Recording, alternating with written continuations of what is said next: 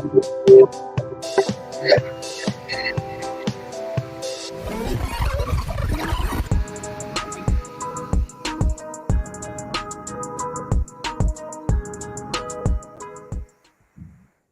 hello, hello. Welcome back, ladies and gentlemen, and everybody in between, to season 2, episode 9 of Rewind with Ro. I'm your host, Ro Carter, and my amazing co-host, Rob Smith. How are you, buddy? I'm great. Okay. Great. How was your week? It's been good, watching the reality show that is the news, but but it's been good, can't complain. Me, I like to follow my politics and yeah. We another crazy week. Another crazy week. Another crazy week. The good thing right now, NBA basketball, there's playoffs now. So my energy has switched to different things. Last week, baseball season just started, so I had a great, if you didn't see the show last week, you did. Then this week, I'm a lot better. But basketball started, so it's nice to feel that energy. I live right across the street in Miami from the Miami Heat Arena.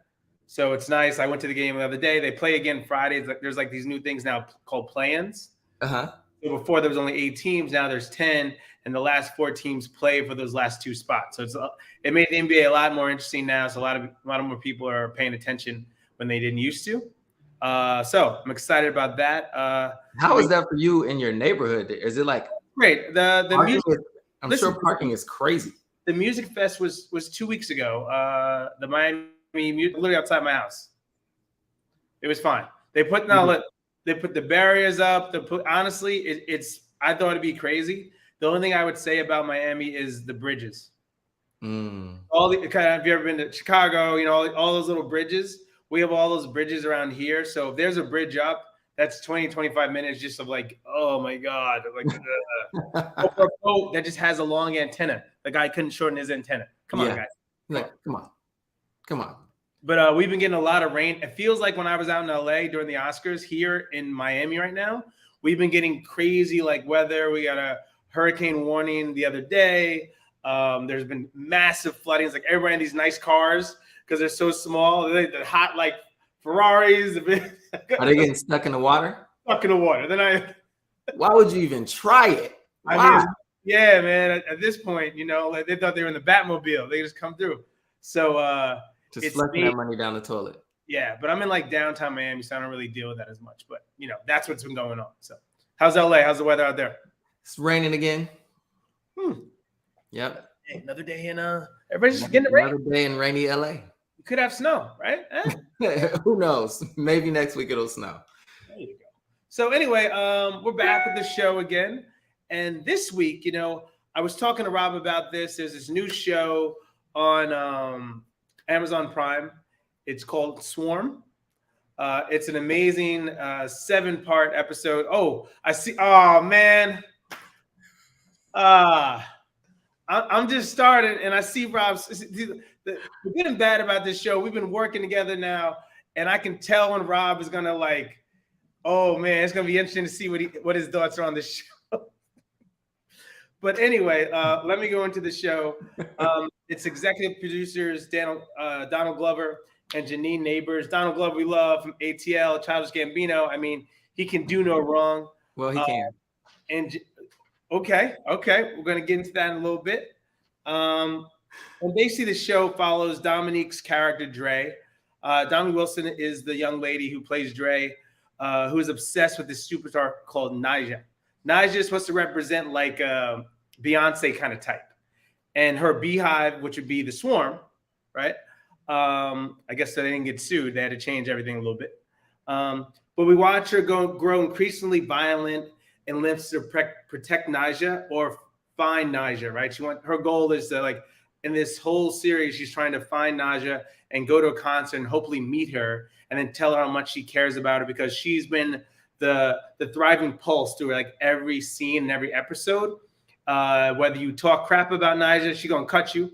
If you're talking about Naija in a high regard, it has to be where she feels comfortable about it, because that's her person holds close to her chest. So you really feel in each episode.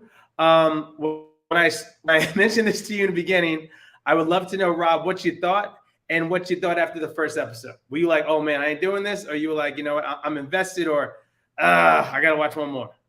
Yeah, interestingly enough, after the first episode, I was like, "Oh, this is a cool concept. I kind of like where this is going." I love that, at the start of every episode, they're like, "This is based on real events, and if there's any similarities to something, that if it looks like it's similar to something, that's because it's supposed to."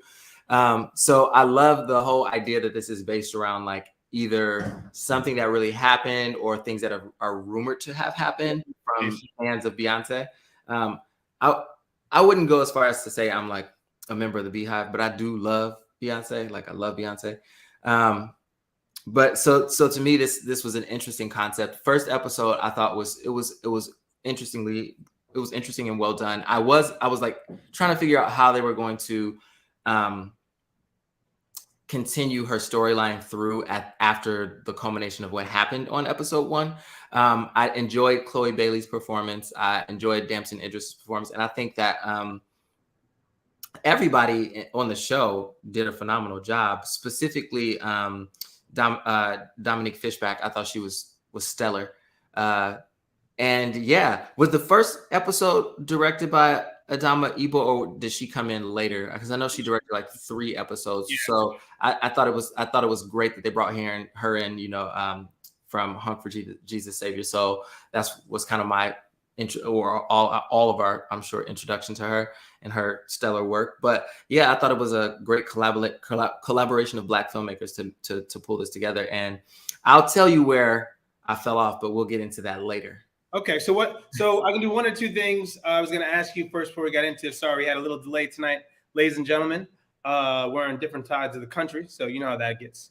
But anyway, do you want to go by each kind of title of each episode? Sure. Discuss a couple of things. Okay, so the first episode is called Stung, right? And basically, just a short synopsis: Dre plans a birthday party for her sister, and then all this stuff unfolds within that. We kind of meet some other characters. We kind of see the bond she has with her sister. We kind of also see the relationship she has with Naja, or she thinks she has, and then kind of where it all spirals out of control. Yeah, and just for clarity, but I'm sure everyone's seen it. Well, actually, everyone hasn't. Well, I know I keep talking to people. I'm like, "Have you seen Swarm?" And they're like, "No, I haven't seen it yet." And I thought this was going to be like a cult following for this because one, everybody knows it's loosely based around Beyonce, which they're not saying, of course. I'm sure they're like, we ain't saying it, but clearly it is. Yeah. But Chloe Bailey plays the sister to Dominique Fishback's character, and Chloe Bailey is the girlfriend of Damson Idris's character, who are all integral to the progression of the story moving forward and are all the center of the turmoil with episode 1. But I thought it was again, this episode, I was like, this is cool, this is great, and it really established like the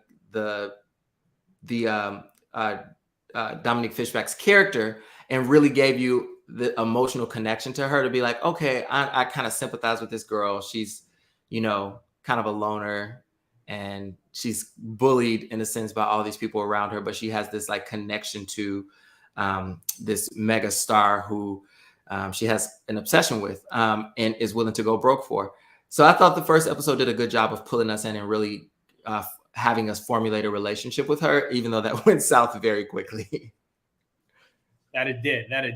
And so to go into that going south, we giving stuff away here? What are we doing? I don't know if we should just spoil it, but I don't think we should give huge spoilers away, but I think we can kind of, let people know what's going on. That she just does things every single movie? Are we allowed to say? Yeah, I think everybody kind of understands. She becomes a serial killer. Okay, let's just get that out of the way right now. She becomes a serial killer. Yes. Basically, anybody who talks crap about Naja, she's gonna kill you. She's gonna find you down, hunt you, and that becomes her obsession through every episode. Now, as you mentioned, there's some things like spending money.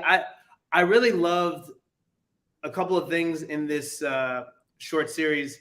One, every episode was either 30 minutes or 40 minutes, right? So that's great, right? So you could just power through it. But it also kind of paused and reminded me of my childhood growing up, people in my life, my sister, girls I knew around the way, that mentality. one, when you said she blew 1,800 on tickets, had the job barely paid rent on time, didn't pay rent at all. And just, Exactly. her mindset was just like, I want to do this. And I love that we touched on that, because I think a lot of kids, whether it be white, black, or brown, but like the idea of savings or trying to like earn to get to there, it's just like, no, I want it now and I'm going to do it. I don't care how I'm going to do it. I'll worry about it later. And so I love how they touch on that. Also, through every episode, there's like things that she's like a kid, right? She eats like crap in the car all day, like chips. She's like the red chips and all stuff that's stain your fingers and stuff like that. I was like, oh, those are kids that I know that normally don't do any better, right? They're always acting a fool. They didn't have anybody to raise them and kind of guide them into the right direction, right? So anyway, anything they could pick up along the way, they would hold on to that for dear life. And I think you see that in every episode. Anything she takes from somebody else, she kind of holds on to dear life. And we kind of see that struggle she has through every episode. To some point, well, as I mentioned earlier, we start to care for the character. But then I realized, like, oh, she's crazy. Yeah, she's definitely crazy. But I think that's one thing that they did right? You can't make a show about a serial killer that we're supposed to follow for the entirety of the show without us having some kind of sympathetic tie to them. And I think that they did a great job of making us from the beginning see that this girl, was troubled and that she wanted to be a good person. She did her best to try and be a good person, but she was a little detached from reality. And clearly there was some mental issues going on that she needed some support with. But I think they touch on that a bit later in the series, which I think is good. But yeah, episode 1 I thought was great. Yeah, so that's a great lead into the other episodes, right? So something tragically happens to Dre's sister, and through there, she has to distance herself because we find the relationship with her family is not really there, right? The only thing that was holding it together was her sister. Now that she's dead, come to find out she's adopted, right? That strain is even bigger. Oh, I think you're giving away some big spoilers now. We got to give people a warning on that now. Oh no! Listen, I'm holding back some good stuff. But come to find out later, relationship is that it's not her full sister. She's adopted, and that kind of opens up to other stories that we kind of realize. So she has to distance herself. And so in the second episode called Honey, we kind of see her take on a new kind of identity, new life, where she becomes a stripper and introduces amazing characters, which I didn't know until later. Is that what's her name?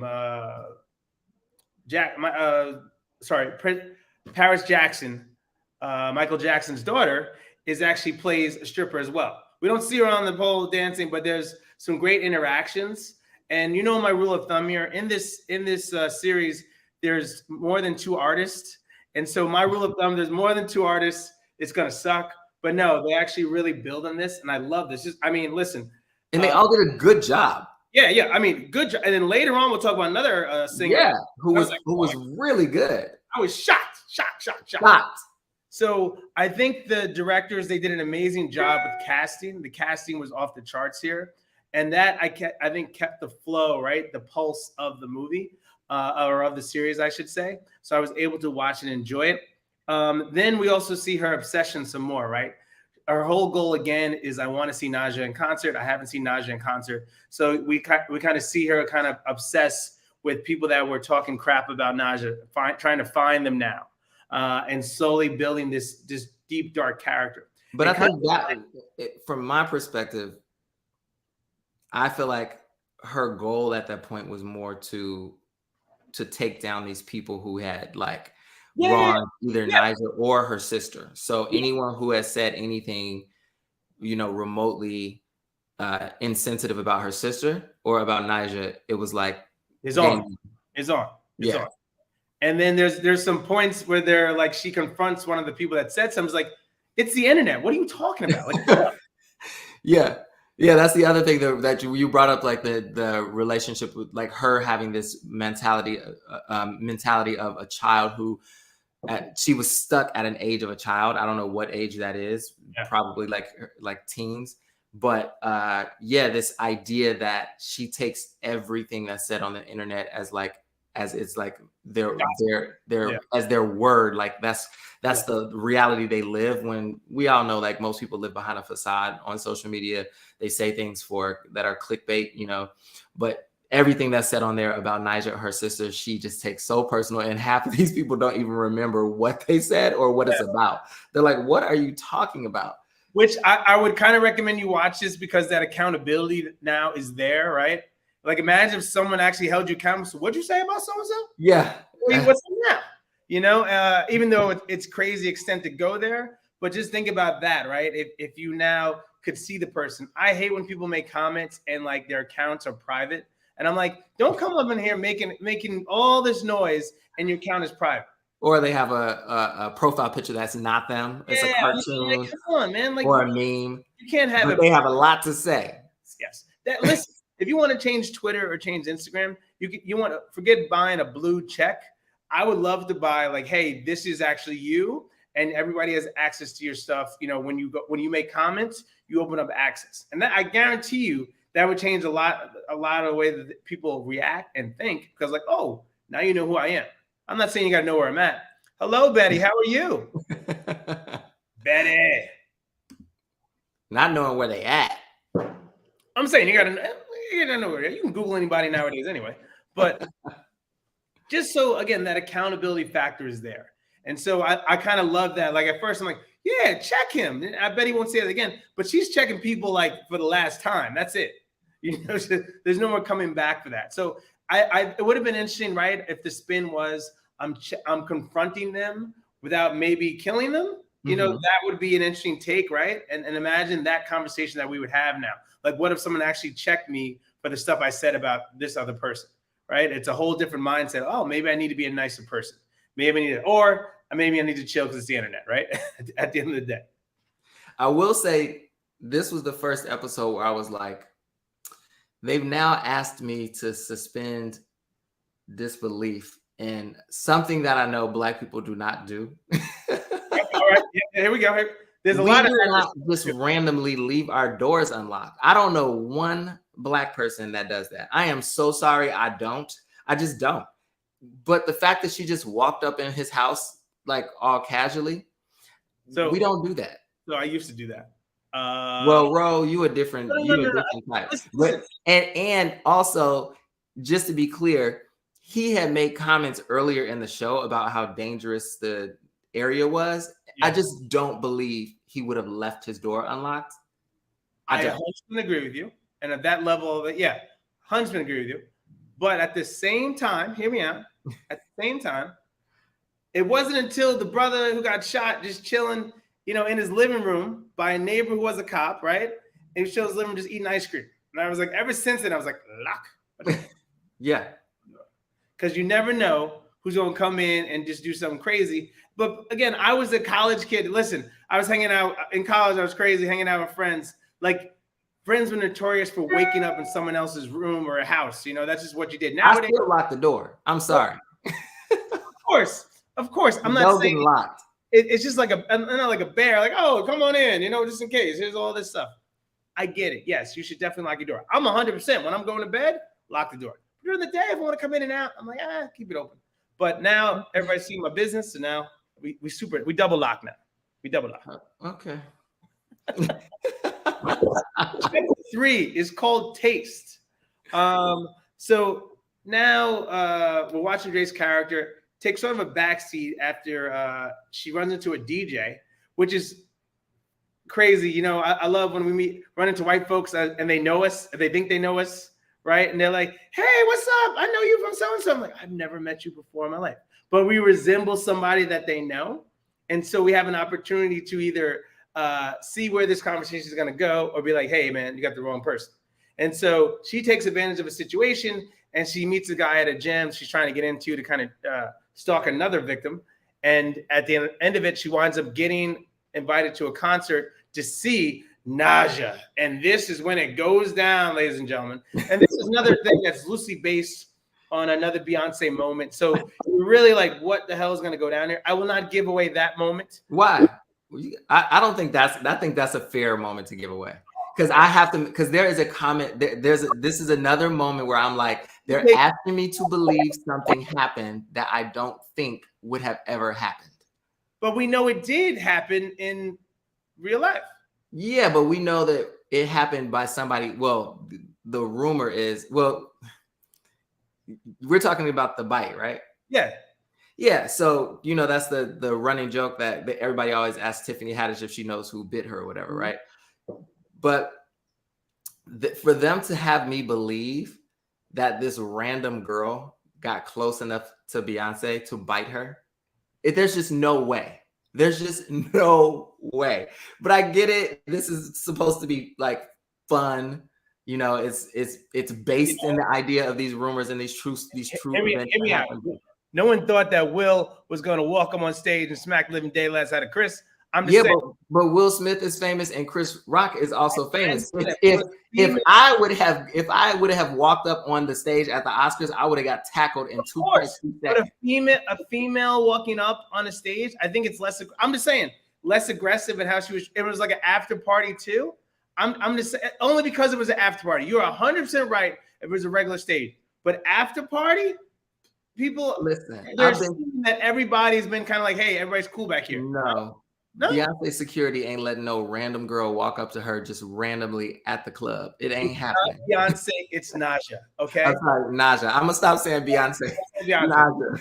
It's Naja. Okay. But let's just say it's clear who it's supposed to be. Let's just give a few of the moments that allow us to know that who they're referring to. So all of this is spurred because the catalyst to everything happening is this artist Naja drops an album, a visual album that nobody knows is coming out. And in said album, there's lots of, homage to African garb and African dance in these visual albums, this visual album that comes out. And also it comes out that her famous husband has cheated on her and she has put it in one of the songs. And that's kind of the catalyst to all the drama on the show, which we all know what that is. That happened in real life. What are you talking about, bro?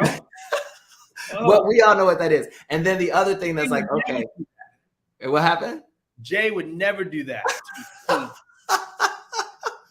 And clearly it's Swarm B, the Beehive, like you said earlier. And then when they show the Twitter accounts, everybody's putting up the little bumblebees. So we know who it's, and then they also show the Naja's sister get into a fight with her husband in the elevator, and they use the elevator camera footage to show it. So it's loosely based, but it's clear. Okay. All right. Moving right along. Chapter 4 is called Running Scared. Now, Dre has made a mess all down south, which again, it is so sloppy, the stuff she's doing. Like that's the one thing I didn't believe. Like watching all these other movies like Dexter and stuff like that, these shows where people are becoming serial killers and what they have to do to make sure no one's following them. And I'm like, half the scenes are a hot mess. I'm like, we're not finding this. But again, as we hear later on, it's a black girl, right? So no one's looking for a black girl at the end of the day. Go about your business, have a good day. Or that it's black people being killed, really, until later on, kind of mixed it up. But you're just like, why? Until this episode, she really mixes it up. Yeah. I was like, but how are you getting away with this? So anyway, this is crazy. So she finds herself in another town trying to go to another concert, right? And essentially Coachella. Yeah, it's like, there you go. It's a version of Coachella. Wow, you're going to keep doing this. Similarity. Okay. In doing so, she runs into a women's empowerment leader called Ava in a scene where there's a cop following her at a gas station. And she invites her back to come to the farm where she has other women there. And they just speak out. And it's a very supporting place for her where I think she'll feel nice and amazing about where she is in life. And just she starts talking to her. And she's like, oh, okay, I'll try it out. And I think Dre is more going because she's trying to escape. Like she sees, hey, man, cops are catching on. I don't want to be caught out, like this. So I got to keep moving. So what better way if I have a place to stay? Why not? In doing so, she meets this amazing character. And this scene becomes like 2 movies in one, right? And where she meets Billie Eilish. Billie Eilish knocked this out the park. By the way, She knocked it out the park. her What did I character. tell you? What was the movie with the stirring tea? Sorry. Get Out. Yeah, it was like that's why Rob's here. That's why Rob's here. Do what I can. There's a Get Out moment where she's kind of like hypnotizing her and talking to her about, hey, you know, what's your real name? What did you do? And then Dre kind of opens up to her character, and then it gets really, really dark later. I don't want to give away all that scene, but as it gets darker, she wakes up in the middle of nowhere and says, hey, what day is it? And she rushes out to go see the Naja concert. And also on her way out, she winds up missing it. So all these things unfold. What do you think about that scene, that episode, and Yeah, and so there are these moments where I'm like, okay, they did a good job of allowing me to live in the skin of Dre's character and understand why she would be in this situation. And they promised Dre that they were going to give her backstage passes to go see Naja, Beyonce, whoever, at this Coachella-esque event. But I just really loved what Billie Eilish brought. It was so like rooted in that character. It was so grounded. Billie Eilish needs to like book some more jobs as an actress. This was like insane.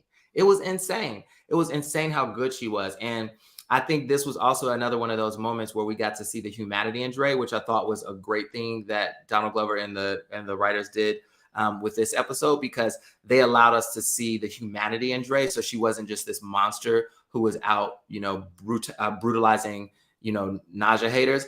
There was a piece of her that was broken, and Ava was able to tap into that and really get her to open up. So this was a great episode because we got to get away from the stalking and the murdering for just a bit. We got to breathe, and we got to see her really open up and be humanized in her experience with this group of cultish women who had sucked her in by trying to give her a space to be empowered.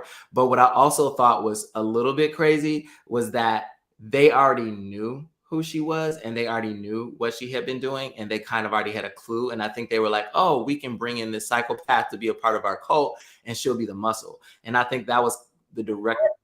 Do you not remember they found what was in the car? I'm not saying they didn't know. Yeah. They knew. And and when Ava confronts her when she's trying to leave, she basically says, I already know everything you did, and you don't want to leave here because if you do, I have everything on you. She already knew what was going on. She knew.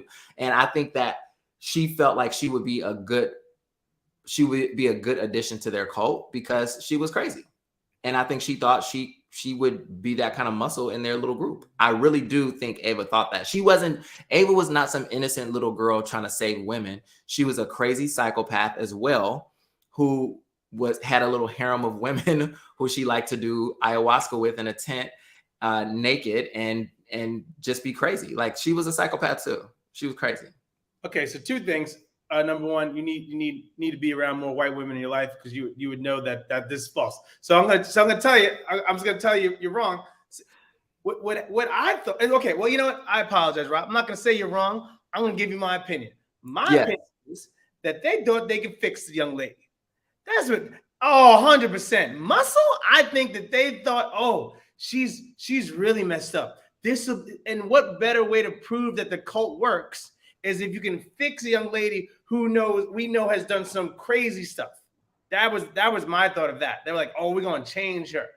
And when we can get her to really buy in, now we can get even more and more people. You know, there's a level. If you watch any of these things on Netflix, these crazy shows, the cults, it's always this, they're chilling, and then they got to get this big catch. And when they get that big catch, and then get bigger catches and bigger catches after that. But I don't think they saw her as a big catch in that sense, because this was a little black girl who was broke.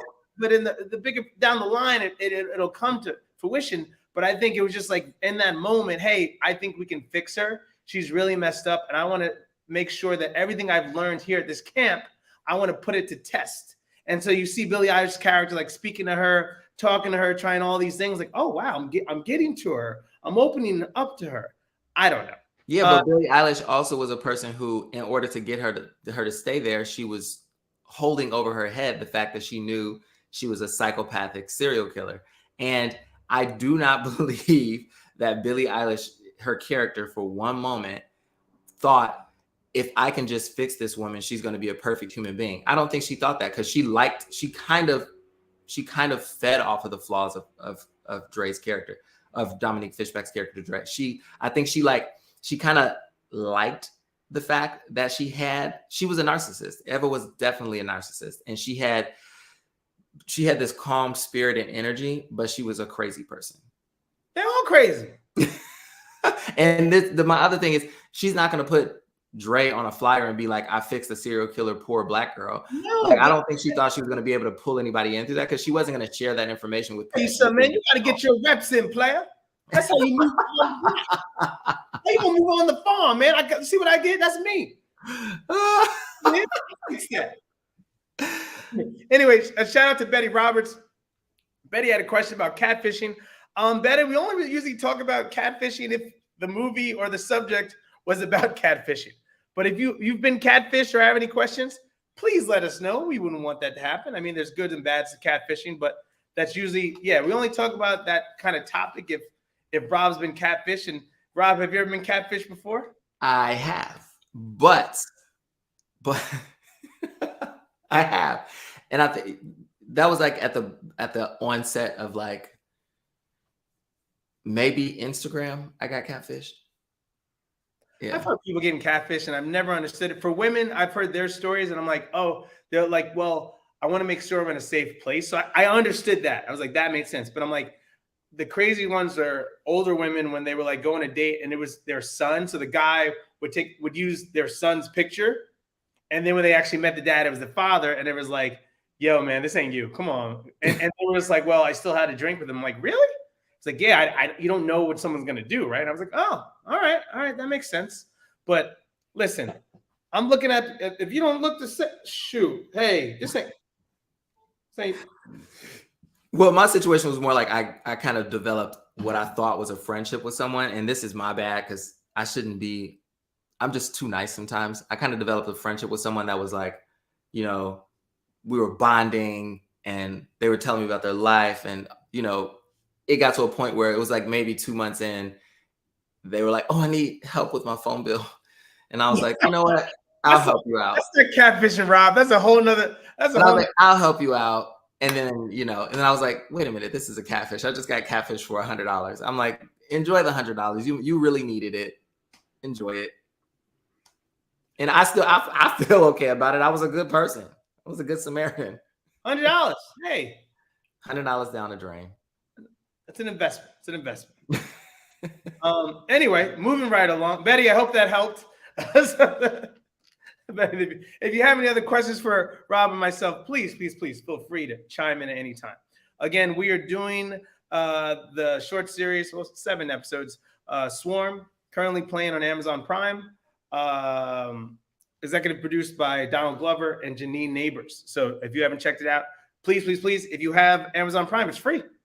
Check it out. You're not paying for it. I think it's worth checking it out. We're going to get to we're going to get to it. We're coming close to getting to my issues. We're pulling right into the driveway right now.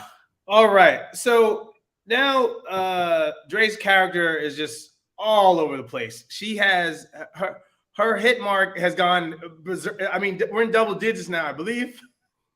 We're in double digits now. Well, what they also imply, they let us know that she's continued to do this, and we don't always see the victims. So we don't know how many there's been at this point. That's true.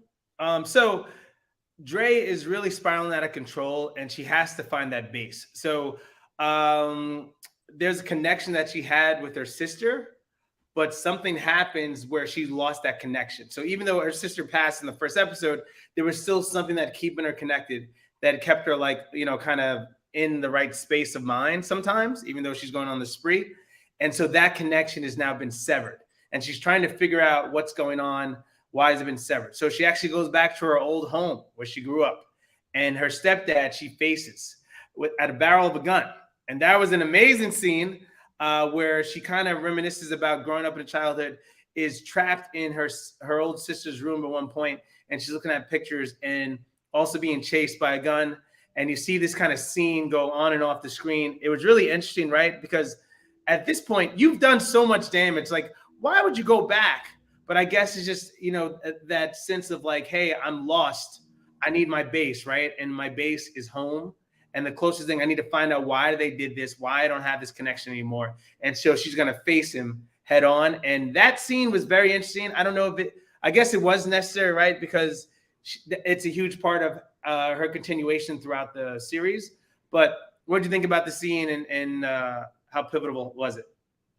I thought this episode again was important, and I thought this episode was kind of her origin story. So we got to understand how she became who she is and how she got to this point, which I thought was great for them to add in that detail. You did say something that I was like, oh, he's right. I think she would technically be considered a spree killer and not a serial killer. Interestingly enough. I thought this episode was necessary. I thought it was well done in the fact that we got to again spend intimate time with her in a space where we start to understand the thinking of what's developed her into this person that's broken, and then also the parents were just they seemed kind of awful. They were kind of awful. Like, I get it, she was troubled. I think she was troubled as a kid as well, but yeah, they were kind of awful. They just discarded her like trash when it didn't work out the way it was supposed to. Hold on. I'll cut you off for a second. Awful. She's killing people. Right? Well, she wasn't killing people when she was a child. If you felt that energy then, like listen, the girls got demons, and they knew. So he was ready to go. He was like, let's go. No, I'm not talking about now as an adult. I'm talking about her as a child. Well, that's my point. Like, they always felt that something was wrong with her. There was something that they couldn't handle, Absolutely. And I think, and I agree with you, right? Like, I think people, I don't have kids. I have nieces, I have nephews. I've never adopted a child. So I don't have the knowledge to, to speak in that direction. But, yeah, I just don't know. If you saw something that drastic in a child, like I think she had done something to harm another kid at a party that they were having, get the kid some help. But at the same time, I think the way they discarded her and the way that they tried to lock her out of their world after they had spent so much time with her and she had developed a bond with their daughter, I think was telling as to why. And again, like, if their daughter was willing to become roommates with her as an adult, clearly there was still a relationship there. And I think the parents should have been a little bit more careful to make sure they foster that. If not just to protect their daughter. That's a valid point. Funny, we bring this up. My girlfriend has a lesbian couple that actually adopted a young black girl. That did not go well at all. She was just like, to the point they had to get. I've never heard about giving your kid back. Like, that's how bad it was. They tried everything. Haven't seen her with a counselor or doing all this stuff up in Boston, and I was like, wow, I've never heard. Because she was asking me questions. She was like, hey, so I was like, well, I would maybe have her see a black psychologist. Maybe that because again, it's that connection, right? It's not always going to be there. Not saying if they're black either, but I'm just saying that it's a lot easier if I see somebody that looks like me. Yeah. People, yeah, great. They're putting clothes on my back. They're giving me a home and a roof over my head. But if there's so much damage, as you mentioned earlier, as a kid, what can we? It's harder to work on that, right? And or even understand where that person comes from to have patience. And so they gave it close to 2 years. And it just wasn't getting any better. Mm-hmm. And so they had to give the kid back, and it was just like out of control. And I was like, wow, and it blew my mind. Like, and you mentioned that, so I can't speak for any parent, that has. Listen, I take my hat off to anybody that's willing to adopt a kid, and and jump into that, ring of what can happen. It's like when you get, I'm sorry, and don't come at me when I do a similarities compared to when you buy a dog, but when you get a rescue animal, no, I'm saying when you get a rescue animal, right? You go in there with my point is when you go in there with the intentions to do something good, you don't know how bad it can get, right? You didn't even think about like, hey man, how this dog could just go crazy all the time, bite other people, do all these things. And so we don't think about the worst case scenario. We always look at this is going to be so amazing, and I can't wait to do all these things with my new child, my new person, and we're going to see where this grows, and hopefully they can learn and teach things and then pass that down, right? That's I would think that's everybody's mentality, not the other way around. Like, oh my God, I'm dealing with like a crazy person. We got to lock our doors tonight. But also, the kids who were the good kids, they also were pretty awful in the way they brutalized that little girl at school. That one scene, that's a valid point. The one scene where they talk to the young girl, hey, I remember being with her, and she was always like that, and I was like, oh, I know so many people like that in high school. And you were a little bully, and then when you got cut, you were a victim. Yeah, it's crazy how the switch is just like, oh yeah, she attacked me too. Like, she didn't attack you. But then everybody jumps on board with that. So I really love the time they put into this. Like, there's real life moments in this series, and you can either relate to it, or either you were on the other side of it or you were a victim of it, right? And so you get to see it from both perspectives, and so you understand the character a little bit more. And again, they kind of pull at your heartstrings sometimes, because you're like, oh man, I want to feel for her, but at the same time, I was like, come on, man. Yeah, but again, you have to, right? Like, I don't think we can sit through 7 episodes following a spree killer and they never made us feel any kind of humanity with that person. Because if not, we're just watching a crazy person kill innocent people. And at that point, it's like, this is gratuitous and makes no sense. So I think they did a good job of humanizing her and making us sympathize with her in some ways. And this episode was a part of that. I think this was a great part of that, making us realize that she was bullied, pretty grotesquely as a child. And then she also didn't really receive a fair shake from the family that adopted her, because they needed to make their space safe for them, which in turn, I think, kind of caused an unsafe environment for their daughter as well. Yeah. So moving right along, episode 6, Falling Through the Cracks. Hey, this episode, probably one of the best episodes. Great job. And we'll see what this young man's going to say right now, because it changed. I thought I was watching a whole different. I didn't know what I was watching. I really didn't know what I was watching. It became like a true crimes episode, and we find out like we're talking to a lawyer, DA, all these people that are involved in this case, and we're seeing behind the scenes of like, hey, what's going on? Why is this falling through the cracks? I think trying to put these pieces together. And so it was like a true detective kind of thing, which I was thrown off at first, but I was like, oh, that's actually kind of interesting to do it that way. I'm not saying, that it was pulled off to the best ability, but it was kind of interesting, just the flip of the whole. So we're seeing the swarm comes all the way around, all over the place. Dre go through these volatile moments in her life, and then all of a sudden now we're doing like a true crimes episode and seeing it from the other side of it, right? You were thinking she's just getting away with all this, but no, there's actually someone trying to track her down. I was like, oh man, where is this show going? What do you think? This was the dumbest thing I have ever seen. And I am so sorry. I love everyone who's involved in this project. I am not trying to be mean. I love Donald Glover. I love Adama Ebo. I love everybody who is a part of this project. This is not me trying to be mean, but I was sitting there going, what are y'all doing? Like, okay, so this is, maybe if you help me understand what the thinking was, I will change my mind. And maybe I'll go, you know what? You're right. This was great. But are we meant to believe now that the Dominique Fishback's character, that we're watching a show that was created about the people in this episode? Yeah, but listen, it had me confused.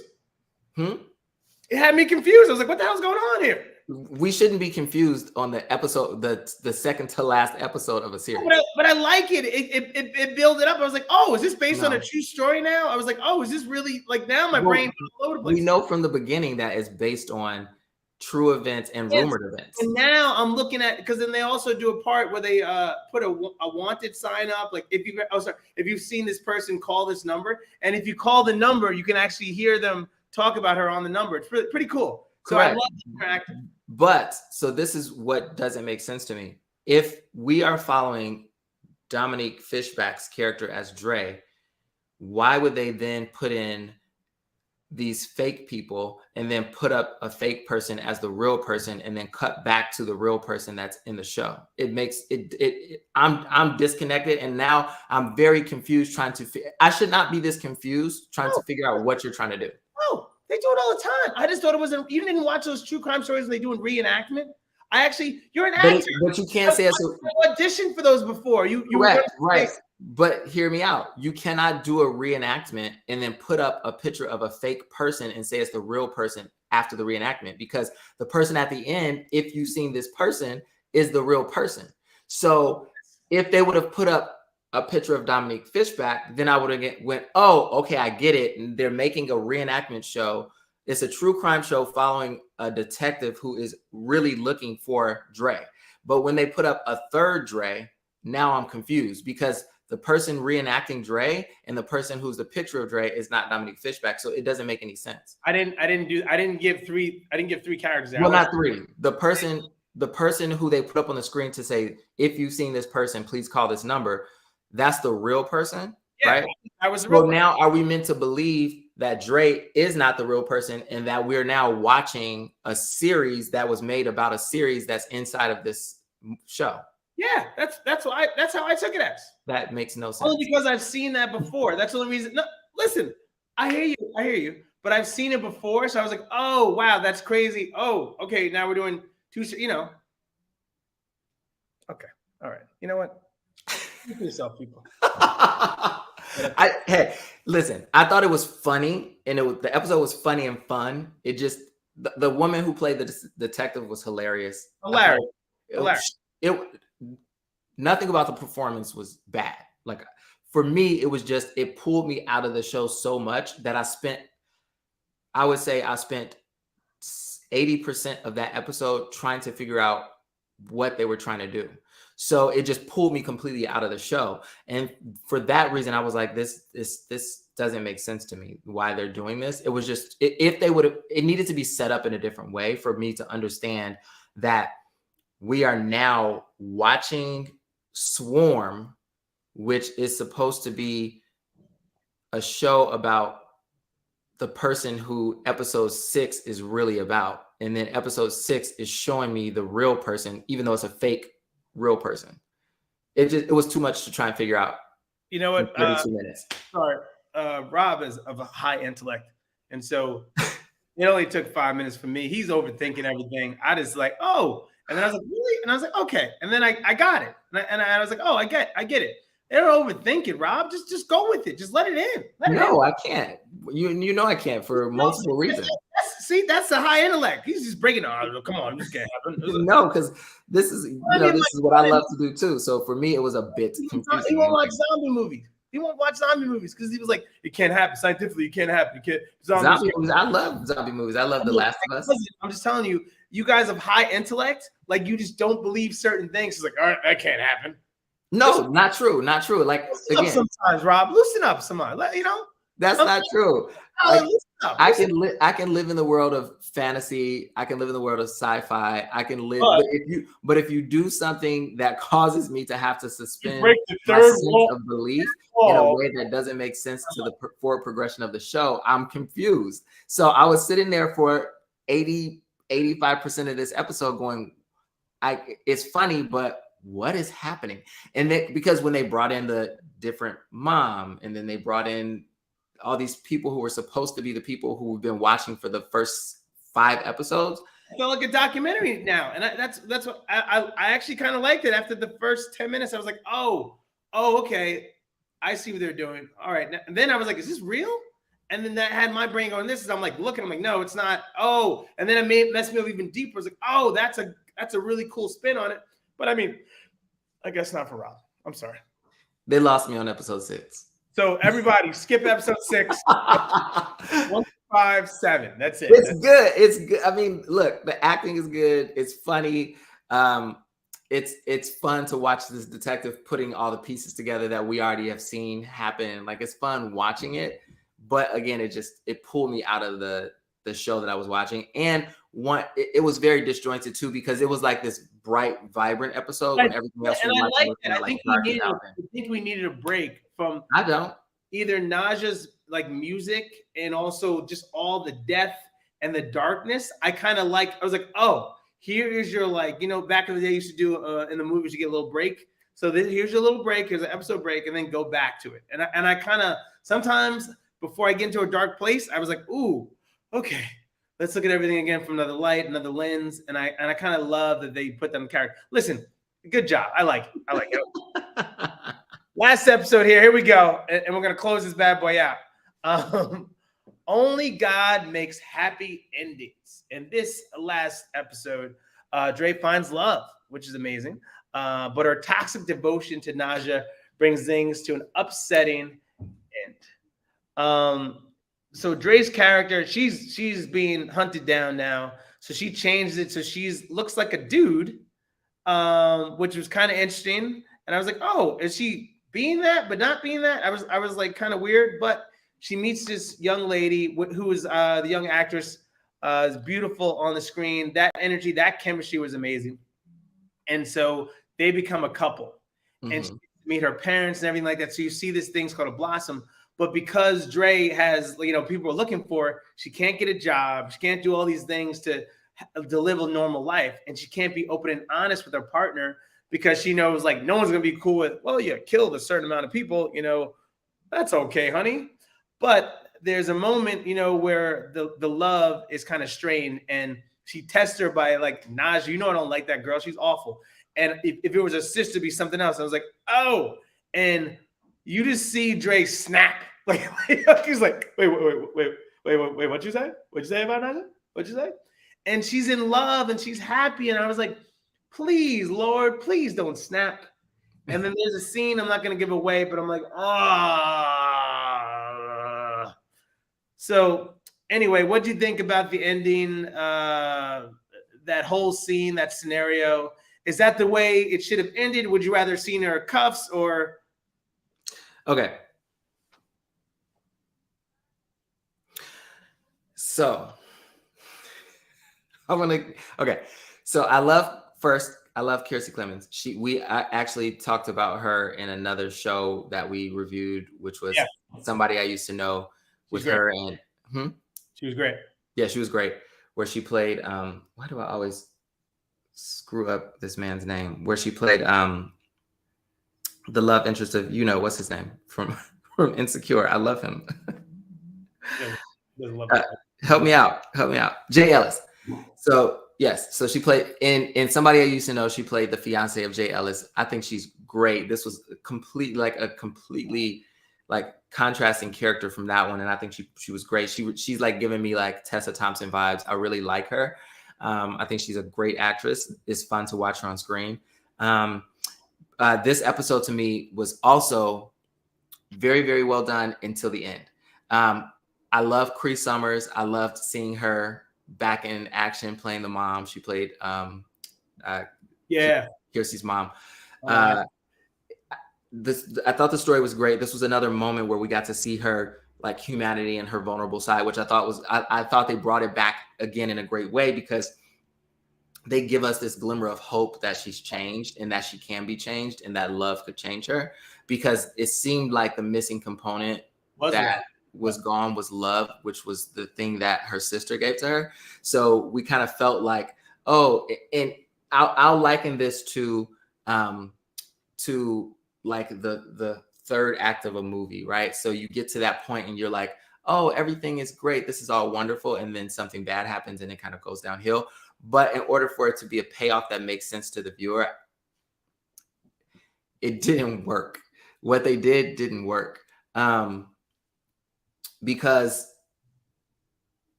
she never learns anything, and by not learning anything, she doesn't lose anything. She never learns anything. She never learns the lesson of this. We've spent 7 episodes. We spent 7 35 to 40-minute episodes watching this person going, maybe she'll learn that the way to Nyjah isn't through the brutality of people, it's through, you know, connections with people who could help her be better, right? We want her to like learn this, and we're constantly seeing her get close and then she fucks up and doesn't learn it, which is TV, right? But the payoff in the end doesn't match up with what we've been expecting the whole show. So either she has to fail because she doesn't learn it, or she learns it and gets what she wants, or whatever it may be. It just didn't line up to me. So she didn't learn what she needed to learn. She's still this nasty, crazy person. And then in the end, she kind of gets what she wants, but doesn't learn anything. So the payoff felt like it felt unjustified and unreal because it was disconnected. So again, like, it may not make sense, but to me, that's where it lost me. But the full episode I thought was great. Yeah, her love relationship, her relationship with her love interest parents, all of that was great. I think we didn't get to see, like, we got to see only the beautiful moments of her relationship where she was like growing and loving with this person, and this person was like taking care of her and molding her into this sweet, wonderful human being. So that blow up about Nyjah to me was a little bit unjustified. It was a little over the top, but I think they needed to do that for the outcome of that fight to be justified. And again, you know, when her girlfriend is a mirror reflection of her sister, right? Yeah. She bought the same tickets for her sister. That was the gift she gave her sister. Money the second time, Rob. But I'm saying, like, we see the concept of the show was done very well for us to get to this point, right? So we see her mirroring the relationship with her sister and her love interest, and that's why she's been able to change and become this person, because she now has that thing fulfilled, and she gets to the climax of give the exact same moment from the beginning of the show, which was genius. I was like, this is great. She was gifting her sister with tickets to go see Nyjah, and then tragedy ensues. She's gifting her girlfriend with tickets to go see Nyjah, which leads to the culmination of what happens between her and her girlfriend. But again, all of this is done to get us to the end of the show, and the hope is for the viewer that either she's going to figure out that what she's doing isn't working and she's going to change her tactic because she's learned from all the stuff that she's been confronted with throughout 7 episodes of the show, and then she gets what she wants, or she doesn't figure out what is going on. Like, she doesn't figure out what needs to happen for her to be a better person, and then she fails. So the payoff to me would have been different if the ending was a little bit different. I think the ending was just too soft. It could have gone either way. It could have gone that way, but not that soft. It was just unbelievable. Well, the ending, I think it's very believable. I mean, minus the ending, but very believable in terms of that she didn't change, right? And I think we see it constantly, whether it be in politics, whether in real life. People that we know for so long, like they gotta learn by this point, right? And they still do the same thing over and over again because no one's been there to smack their hand like, hey, that was wrong, right? Right, but what happens when that happens? They change. No, they fail. Well, like I said, most 9 times out of 10, I give people the benefit of the doubt. You know, if we've had the conversation, hopefully you move on. But yes, people are gonna creatures of habit, so they will kind of just keep doing their thing. But again, no one's ever challenged her, right? And so because she wasn't challenged, I felt that that's who she was going to be regardless, because no one's ever challenged her. And if someone did challenge her, she used Nyjah as an escape, right? So it was like, hey, what do you think about Naja? Because that's her center. And I love, what I wanted to mention earlier. Throughout every episode, when you hear like bees buzzing, the swarm, it's when it's kind of feeling when she's about to get riled up, right? And I love that. It was very genius how they did that throughout the whole kind of series. It's like once you hear the bees, and you're like, oh man, here we go. It was like a bat signal, like, oh man, about to go down right now. And it's intertwined through every episode. So that one, I thought she woke up after what happened went down, and I felt like she felt that loss at another level because again, that comparison to her sister, and so I can't lose another person anymore. But then she finds, I guess that hope again at the end where it's okay. And I was reading on some things where people thought the ending could be a bunch of things like, did she actually go through with it? Did she meet the person? I don't want to give anything away, but what did you think on that? What did it actually happen to her, or was it her just in her mind? Because a lot of scenes, I think like some of them are very playful, but they're also in her head, and she wasn't really allowed to do that, right? So thinking, hey, fantasizing about being with Naja, fantasizing with being with so and so, or seeing so and so, but that never really happened because I don't think there was never a moment in this entire show where they gave us the idea that she was living in a suspended reality. They never gave us that idea. Like she was always living in reality, when she was awake. But like, I don't think there was ever a point where she was like living in this suspended, like she was never like out of her mind to the point where she thought she was walking around holding hands with Naja. I don't think that ever happened.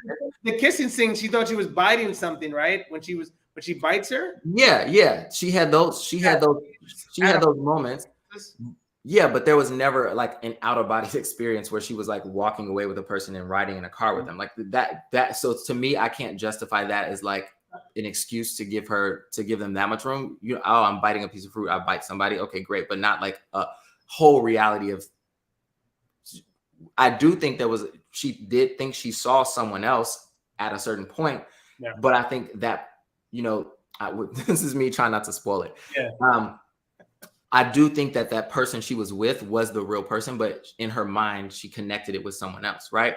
But what I was going to say is, to your point earlier, I think she was given multiple opportunities by multiple people to change, right? And I think that was the theme throughout the show. The strippers, all from the strip club, while they were not good to her, they did a good deed for her, and then they tried to embrace her and make her a part of their community, and she fled. Like she ran away from it. Like she in the very first episode, like at the end, she has a moment to authentically connect with someone, through a moment of grief. Paris Hilton's character as well, yeah. Yeah, she had Paris Jackson's character who actually was like, I like you, I want to bond with you, but she chose the opposite. Then she had all of these women in the cult who were like, hey, we can fix you, you're good, stay with us. So she had multiple opportunities to choose the right thing, but she which is great. It's great TV writing. I think it's great. She's constantly confronted with the idea that, hey,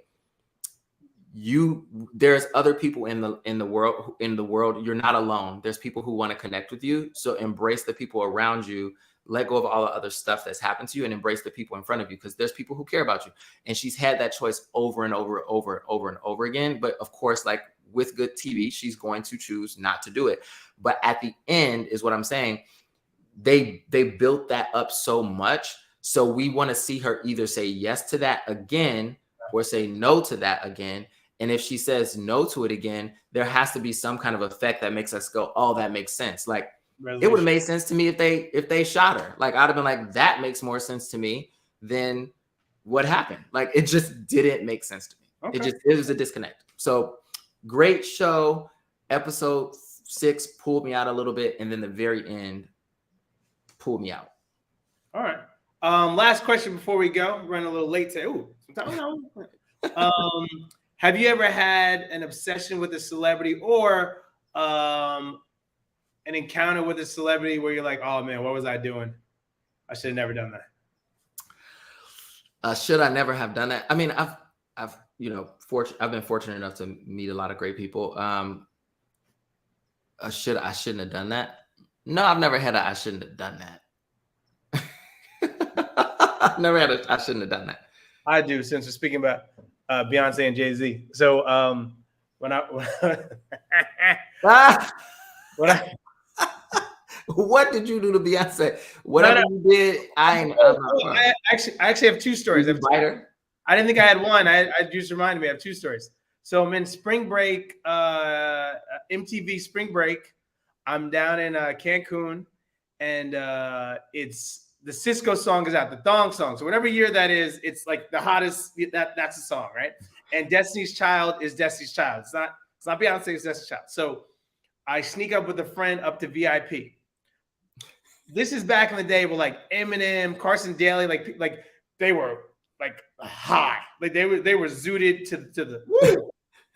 Like the brothers had wool caps on in Cancun. I'm like, yo, you want something different. So anyway, I watched Beyonce, and this is when I fell in love with her right there.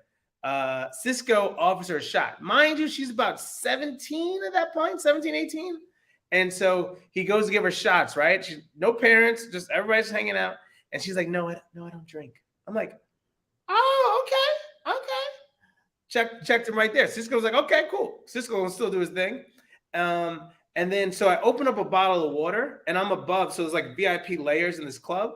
And I open up the bottle of water, and it trickles down. It hits Beyonce. And yeah. This is Destiny's Child Beyonce. So I'm okay. You poured water on Beyonce? By accident, when I opened the thing, it hit the top of her head. Bro, they're gonna come for you. Yeah. Again, it's not on purpose. This is on Twitter. They're about to come for you. And I look at her. I was like, oh my god, I'm so sorry. The bouncer was about to chuck me through the next room, and I was like, I'm sorry, man. And she was like, oh, it's okay. And I was like, Beyonce saved you. And then last one, which is the embarrassing one, is that wasn't embarrassing. This is embarrassing. I'm New York City guy. So I'm at the Palladium back in the day. Jay-Z comes in. This is Jay-Z's hard right now. He's still going to clubs. Jay-Z don't go to clubs. He buy the club now. So this is when Jay-Z's going to club. And I had a members only jacket. And I am tore up at this point. So I'm in they're like a table above us. And so I'm below him. And so I literally I fold my members only jacket, and I just stand for like 20 minutes, like trying to offer him. And in my mind, it's so stupid on so many levels, but part of me thought like, yeah, he wants my jacket, right? And a members only jacket. This guy can afford anything in the world. And that he's going to take it from like, oh, thanks, bro. Good job. Oh, rock this. And it was like a medium too back then, like fit just right. He was probably like, get this guy out of here. Yeah, exactly. I held it. I was like, yeah, he'll take it.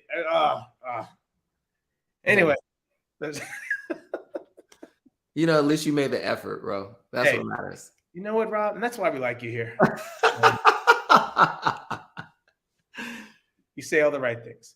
Anyway, Thank you guys again for tuning in. Thank you for Betty Roberts with her moment of truth there. Sorry about that. Hopefully, you don't get catfished again. And, look out for the signs, right? There's tell signs out there. Ask questions. Ask for a real picture, real time. But get it stamped with the date. Let them know, hey, it's actually this time, 10:20. Show me a picture. There you go. Any last things, Rob? Yeah, I mean, I think it's a fun show. Definitely recommend people watching it. I love people to support, these fun concepts and projects. I'm sure it's going to have like a cult following. It's a cool concept. I did take issue with episode 6 and the ending. They kind of pulled me out a little bit. So if I had to rate it out of 10, I'm going to give it a 7. But I thought the performances were great. For the most part, the writing was great. It was directed and produced very well. But episode 6, while the acting was great, pulled me out a little bit. And in the end, it wasn't for me. But watch it. Definitely watch it. All right. Well, thank you guys for tuning in. See you next week, everybody. Have a good day. That's it? Just like that? You're not going to... No, Rob, you said enough. You said enough. This is trying to work out here. You're like, nah, can't get episode 6. Yep. Yeah, we're done. We're done. That's it. I like it. I recommend it. Listen, I pick these things because I like them. So we'll see what we're gonna do for next week. But like I said, check it out. Swarm. Have some patience. I mean, I had to watch it a second time because there's some things you're gonna miss. But no, yeah. I stomached it twice. I did it twice, Rob. I would watch it again. I would Yeah. definitely watch it again. I didn't hate it. I don't want people to think I hate it. I didn't hate it. Episode 6, though. You just skip episode 6 and the ending. Yeah. Don't skip it. It just pulled me out a little bit. Okay. And the end. Again, send your comments to Rob at Black.